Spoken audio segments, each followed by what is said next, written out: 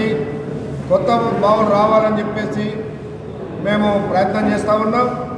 మొన్న 5 సంఘాలతో మీటింగు సింగరేణి యాజమాన్యం హైదరాబాద్లో ఏర్పాటు చేసినప్పుడు కూడా సింగరేణికి లాభదాయకంగా ఉండేటట్టు మీరు మైండ్స్ తీసుకురండి.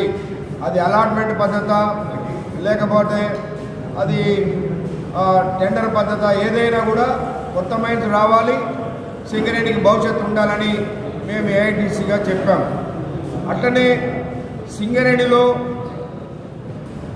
మెడికల్ బోర్డు అనేది అవినీతిమయంగా మారిపోయింది. ఇవాళ ఒక్కొక్క కార్మికుడు మెడికల్ బోర్డుకు పోతే 5 లక్షల నుంచి 8 లక్షల వరకు ఇస్తేనే అన్ఫిట్ అనే పద్ధతి తీసుకొస్తూ ఉన్నారు.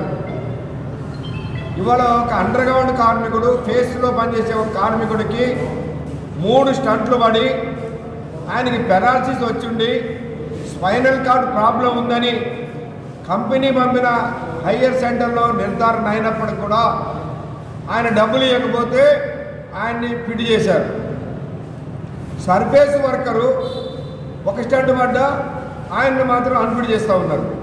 ఈ విషయాన్ని సింగరేణిలో పై అధికారుల దృష్టికి మేము తీసుకుపోయినా ఆ కార్మికుడికి న్యాయం చేయలేని పరిస్థితి వచ్చింది.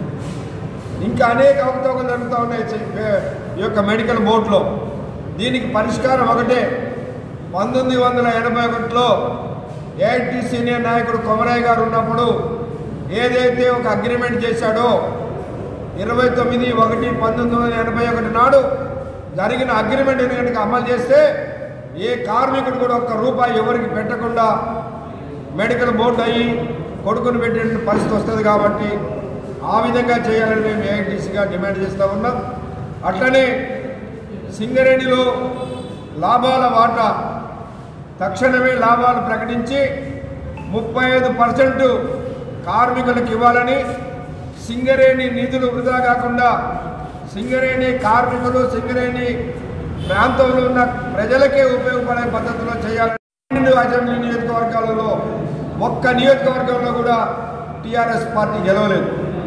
మరి ఈ ప్రభుత్వం కూడా ఇదే రాజకీయ జోక్యం కల్పించుకొని సింగరేణిలో చేస్తే భవిష్యత్తులో సింగరేణిలో కార్మికులు కూడా అదే చెప్తారు. కాబట్టి ఇప్పటికైనా ఈ ప్రభుత్వాలు రాజకీయ జోక్యాన్ని తగ్గించాలని, గతంలో 2011-12 కంటే ముందు సింగరేణిలో ఏ రాజకీయ జోక్యం ఉండేది కాదు.